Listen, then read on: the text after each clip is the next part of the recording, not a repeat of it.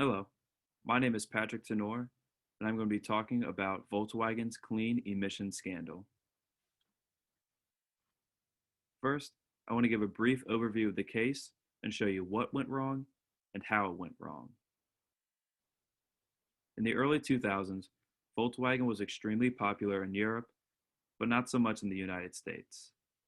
This was because buying diesel cars meant cheaper gas, and it gave Europeans tax cuts as well. However, this was not the case in the United States.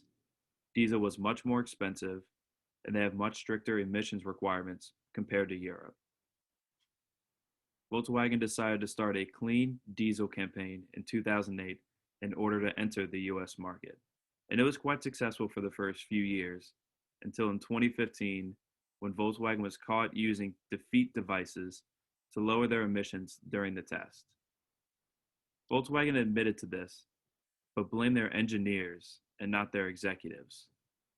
But by 2017, 37 people were suspected of taking part, including their CEO, Martin Winterkorn.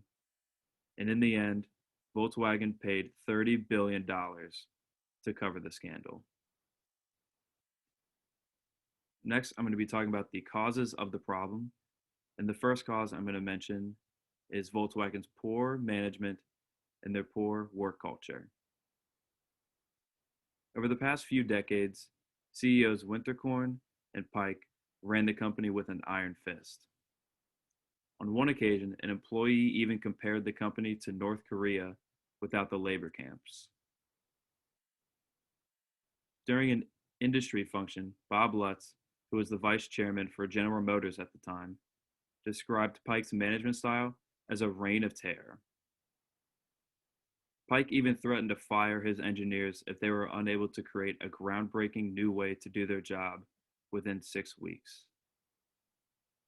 Another example is after the scandal became public, Winterkorn threw his engineers under the bus instead of taking responsibility for his own actions. This office lifestyle was extremely toxic, and they would choose profits over a healthy work environment any chance they could.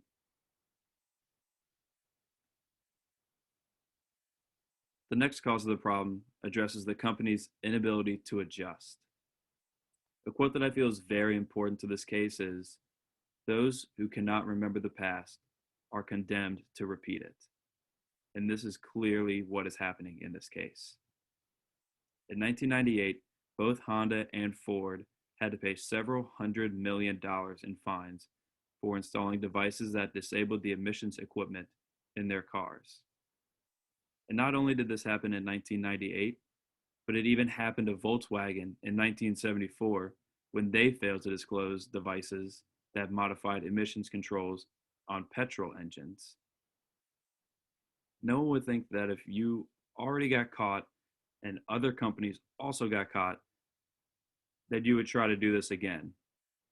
But that was not the case for Volkswagen. A wise man once said that the answer to all your questions is money, and that's exactly what happened in this case.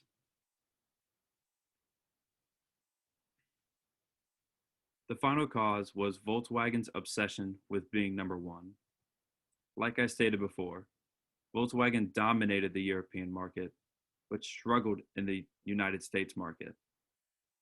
Any other company would be frustrated with this situation, but not go to these lengths to see more success. The only difference is Volkswagen, as a company, has a completely different mentality.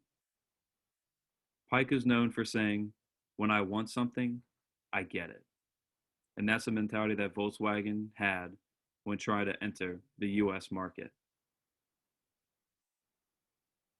Another example of this is when the scandal went public. They decided to throw employees under the bus in order to keep this facade alive. Their obsession with profits and being the best blinded them from their ethical wrongdoings. Next, I'll be presenting my action plan, which includes short term and long term. For short term, I recommend that Volkswagen hires new executives that have no relation to Volkswagen at all. The company has had a toxic leadership style for far too long, and they're in desperate need of a new style. When Winterkorn stepped down, Volkswagen decided to hire Matthias Mueller to become their next CEO, but this is a complete mistake. He has ties with Porsche and will most likely bring a similar leadership style to Volkswagen. Moving on to long term, Volkswagen should implement a historic committee to help them when situations like this arise again. This committee will review all decisions made by the executives of the company and will make sure that they are both ethical and have not been shown negative in any signs of the past.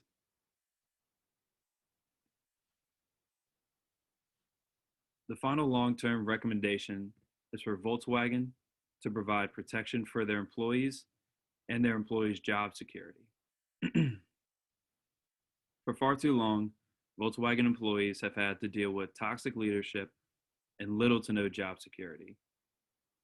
Volkswagen should provide each employee with a guaranteed 18 months of work, barring any harassment or unforeseen incidents, and they should include 2 months of pay if they're to be let go within 2 years. I know this may seem a bit extreme, but these employees have been to hell and back with this leadership team. Hopefully, once the new executives come in, their culture will be changed and there will be no need to include this clause 5 or 10 years down the road. Thank you so much for taking the time listening to my presentation, and I hope you have a great day.